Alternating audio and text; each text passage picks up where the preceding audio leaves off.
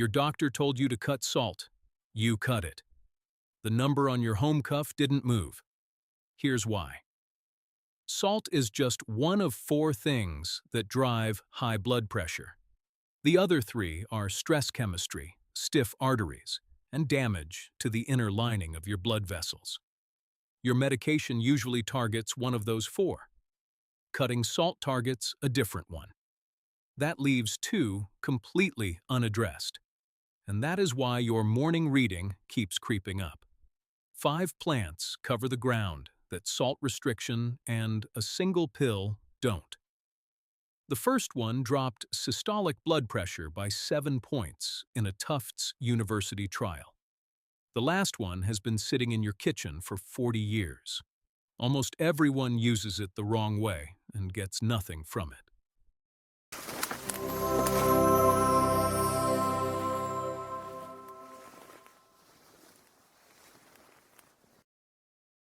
Does your reading spike when you eat salty food? Do your ankles puff up by the end of the day? Do you retain water? If yes, the first plant on the list is hibiscus.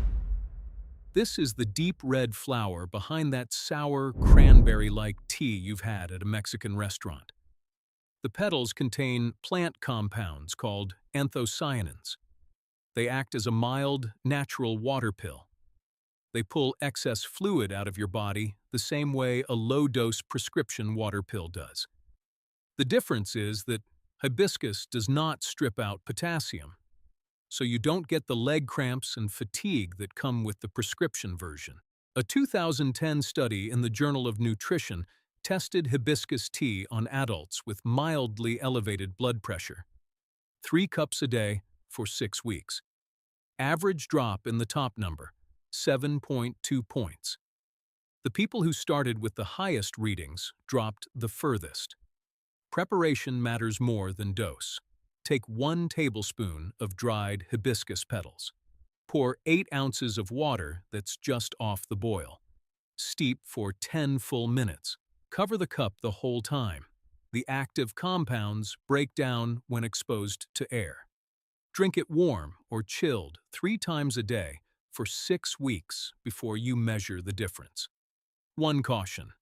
Hibiscus can drop your blood pressure too far if you are already on a water pill or an ACE inhibitor, which is a common class of blood pressure medication. If that's you, start with 1 cup a day. Keep your home cuff handy. The next plant works on a different problem. Does your blood pressure climb when you're stressed? Does your heart pound during arguments? Do you wake at 3 in the morning with your pulse racing? Hibiscus won't help you. Hawthorn will. Hawthorn berry has been used in European herbal medicine for over 600 years. The old name for what it treats was the heart with too much fire. The berries contain plant compounds in the same family as red wine and dark chocolate. Hawthorn just has them in much higher concentrations. They do 2 things at once. They relax the smooth muscle in your artery walls, which lowers the pressure your heart pumps against. They also calm down excess electrical signals inside the heart muscle. A 2006 trial in the British Journal of General Practice followed 79 adults. They had both type 2 diabetes and high blood pressure. Most were already on prescription medication. They added 1,200 milligrams of standardized hawthorn extract per day for 16 weeks. The hawthorn group's bottom number, the diastolic, dropped more than the control groups. The researchers also reported no negative interaction with the medications these patients were already taking. The doses used across the broader research range from 300 to 1,200 milligrams of standardized hawthorn extract per day, split into 2 doses. Tincture works too, at 30 to 40 drops in water, 2 or 3 times a day. The full effect builds over 6 to 12 weeks. Hawthorn does not crash your pressure. It rebuilds the way your cardiovascular system handles stress. Hawthorn interacts with digoxin and certain heart rhythm medications. If you are on either, this is not your plant. The third problem is stiff arteries. By the time most adults hit their 50s, the elastic protein in their artery walls has worn down. The vessels no longer stretch and recoil with each heartbeat. Pressure has nowhere to go but up. The top number climbs. Beetroot is the answer. The reason is nitrate. When you eat raw or lightly cooked beetroot, bacteria on your tongue change the natural nitrate inside the beet into nitrite. That nitrite reaches your bloodstream and changes one more time into nitric oxide. Nitric oxide is a small molecule your body uses as a signal. It tells your arteries to relax. As you age, you produce less of it. Beetroot replaces what your body has stopped making on its own. Researchers at Queen Mary University of London ran a trial in 2015, published in the journal Hypertension. 68 adults with high blood pressure drank 250 milliliters of beetroot juice every day for 4 weeks.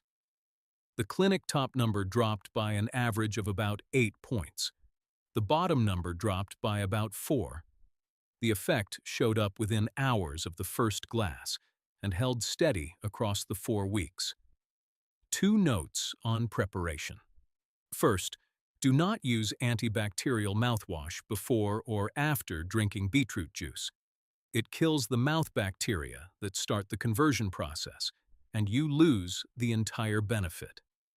Second, fresh-pressed or cold-pressed juice contains more nitrate than cooked beets. If you don't have a juicer, raw grated beetroot in salads works. So does fermented beet kvass. Your urine and stool will turn pink for a day or 2. That is called beeturia. It is harmless. It is also a sign you are getting the active compounds. Is your top number climbing while the bottom number stays about the same? The fourth plant was tested head-to-head against a prescription medication. It held its own. Olive leaf extract. Most people know olive oil. The leaves are something else. They contain a compound called oleuropein at much higher levels than anything in the oil. Oleuropein lowers blood pressure through 3 different mechanisms. It improves the flexibility of artery walls. It reduces wear and tear on the inner lining of blood vessels. And it blocks an enzyme called ACE. That is the same enzyme that ACE inhibitor drugs target. A 2011 trial in the journal Phytomedicine compared 500 milligrams of olive leaf extract taken twice a day against captopril, which is a standard blood pressure drug. The patients had stage 1 high blood pressure. Over 8 weeks, both groups dropped their top reading by roughly 11.5 points. The reduction was nearly identical between the 2 groups. The olive leaf group reported no side effects. The captopril group reported the typical dry cough and dizziness. The dose used in the research is your starting point.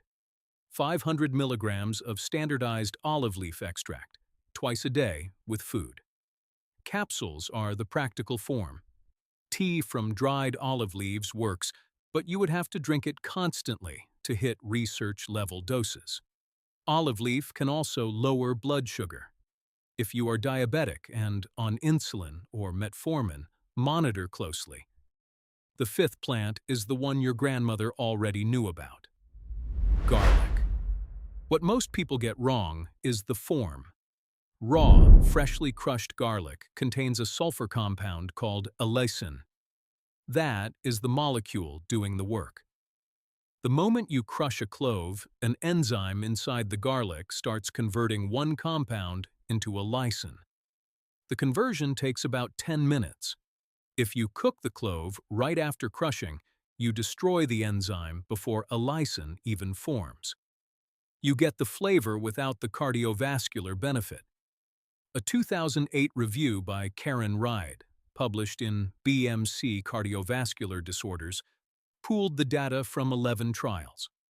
The trials covered aged garlic extract and standardized garlic powder. Adults who had high blood pressure at the start and took garlic for 8 weeks or longer dropped their top number by an average of 8.4 points. Their bottom number dropped by 7.3. You have two practical paths. The first is 1 to 2 cloves of raw garlic, crushed and rested for 10 minutes, eaten with food every day. Most people find this hard to keep up. The second is aged garlic extract, 600 to 1,200 milligrams a day, in capsules. Aged garlic does not smell. It does not repeat on you. And it contains stable compounds that survive digestion. Garlic thins the blood.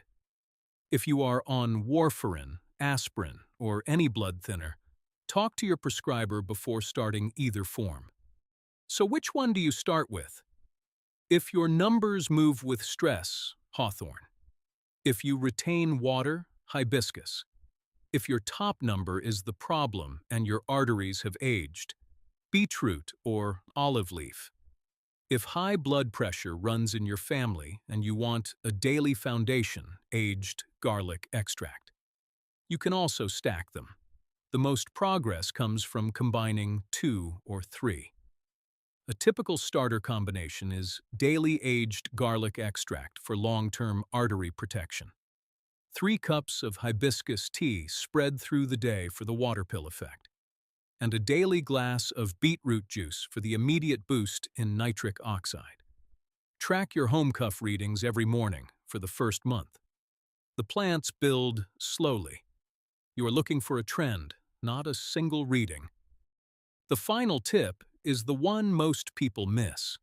Blood pressure responds to magnesium, and most adults over 50 don't get enough of it. Around 300 milligrams of magnesium glycinate at night has its own modest effect on blood pressure in clinical research, about 2 to 4 points off the top number for healthy adults. More for those starting at high readings.